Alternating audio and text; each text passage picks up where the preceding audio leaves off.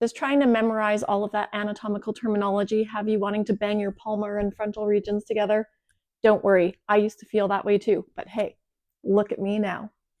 Before that watery stuff starts pouring out of your orbits and down your buccal region, stick around till the end of this video and we'll see how you feel then.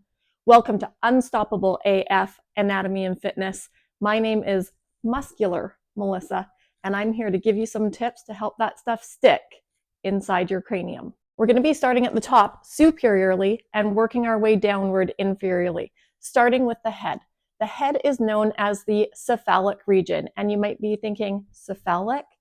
Selfie?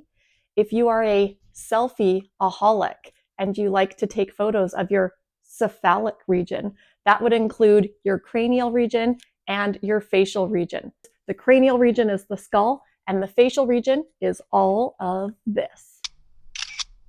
Starting at the top of the face, we have the forehead, which is known as the frontal region. So we're thinking F and F, forehead and frontal. Moving on down, we've got the eyes next, which we'll refer to as the orbital or ocular regions. So maybe remembering that if you wanted to see something a little bit closer, you might pull out a pair of binoculars. The nose is known as the nasal region. You can go find that nasal spray during cold and flu season at your local drugstore.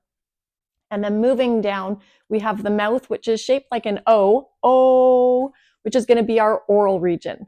The ear is also shaped like an O, which helps me to remember that it is called otic. When we're looking at language and communication, we think about speaking and we think about listening. So we've got O for oral and O for otic. And if it helps even a little bit more, you might be thinking, otic, I'm hearing what you're saying. If that gave you a smile and these things kind of puffed up, your cheeks are referred to as the buccal region. Buccal, I think bubbles. If you're going to blow bubbles, your cheeks puff up. So buccal and bubbles, B and B. And then finally on the face, coming down to the chin is known as the mental region, which might be a little bit harder to remember. But if you think, if I were deep in thought, I might put my fingers onto my chin. Deep in thought. Moving down the neck is our cervical region. So if you think of yourself nodding, yes, sir, that head nod is happening at the neck in the cervical region. Check your spelling though.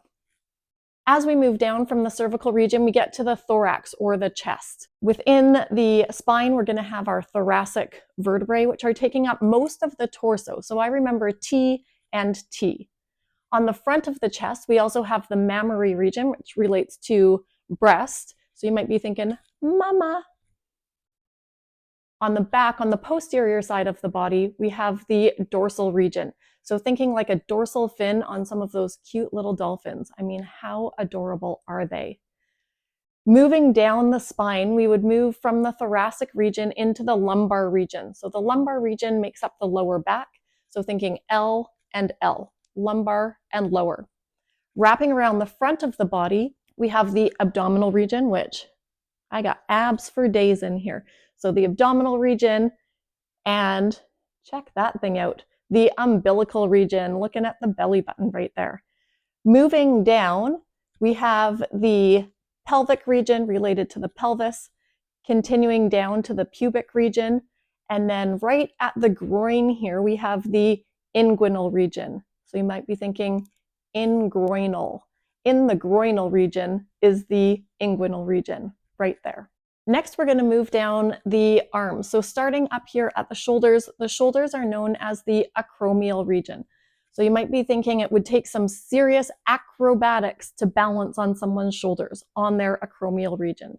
Also starting with A, up in the armpits, is the axillary region, right where you want to put that Axe body spray.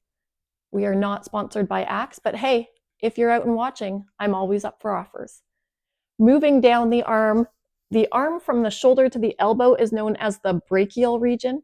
And then as we get into the forearm, that's going to be known as the antebrachial region. So we have the brachial region from the shoulder to the elbow, and then the antebrachial region from the elbow down to the wrist. At the wrist, that is known as the carpal region. The bones there are referred to as the carpal bones. The hand is known as the manual region. So you might be thinking you need your hands to flip through your favorite anatomy manual. And then the palm of the hand is known as the palmar region. And when we get to the fingies, those are known as the digits. That's our digital region. Our thumb has its own name. That is known as the pollex. So you wear your Rolex by your pollex. The one that I left out here is at the elbow. So at the elbow, we have on the front side, we have the antecubital region. And on the back, boom, that is our olecramal region.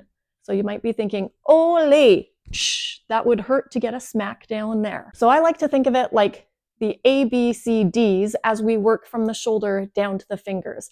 A for acromial and axillary, B for brachial and antebrachial, C for the carpal region at the wrist, and D for the digits at the fingers.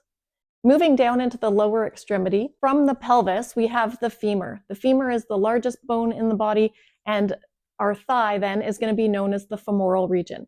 The front of the knee, or the kneecap, is known as the patellar region, and the back of the knee is known as the popliteal region.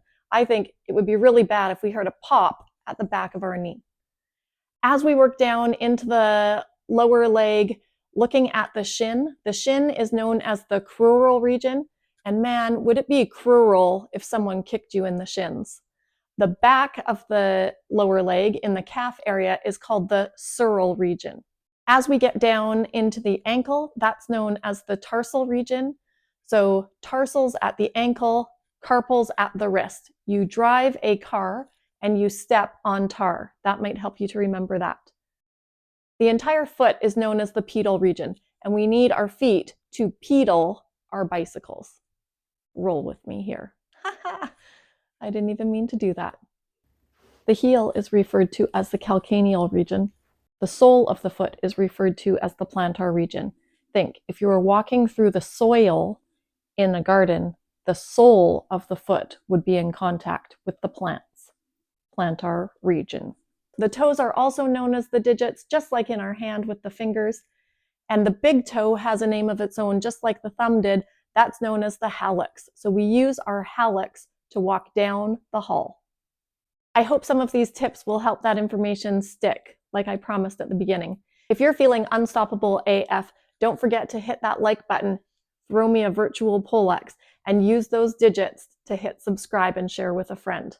We'll catch you next time.